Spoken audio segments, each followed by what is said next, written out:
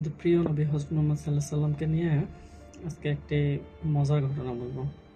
একদিন আমাদের নবী হযরত মুহাম্মদ সাল্লাল্লাহু আলাইহি সাল্লাম বসে সাহাবাদের সাথে খোশ গল্প করতেছিলেন। তো এমন সময় এক বেদুইন অর্থাৎ গ্রাম্য ব্যক্তিকে বলা হয় বেদুইন, মসজিদে এসে হঠাৎ প্রস্রাব করা শুরু করলো।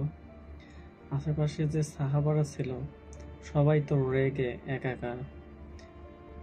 অন্যান্য যে সাহাবীরা ছিল তারা সবাই তাকে বাধা দেওয়ার জন্য বিশেষভাবে তোড়জোড় করলো। তো আমাদের প্রিয় নবী হযরত মুহাম্মদ সাল্লাল্লাহু আলাইহি সাল্লাম সবাইকে শান্তভাবে বললেন, ওকে শেষ করতে দাও।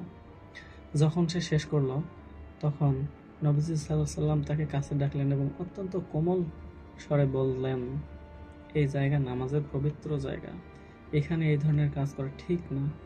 তারপর নবীজি সাল্লাল্লাহু আলাইহি সাল্লাম নিজেই পানি নিয়ে আসলেন এবং সেই জায়গা ধুয়ে দিলেন। এই ঘটনা থেকে আমরা দেখতে পাই আমাদের নবীজির ধৈর্য, কোমলতা আর মানুষকে শিক্ষা দেওয়ার অপূর্ব পদ্ধতি। রাগ এবং শান্তি দিয়ে নয়, বরং দয়া দিয়ে মানুষকে সংশোধন করতে হবে। আসলে বর্তমান সমাজে আমরা যদি দেখি তাহলে মানুষের ক্রোধ, রাগ, বিদ্বেষ অনেক কিছুই লক্ষ্য করা যায়।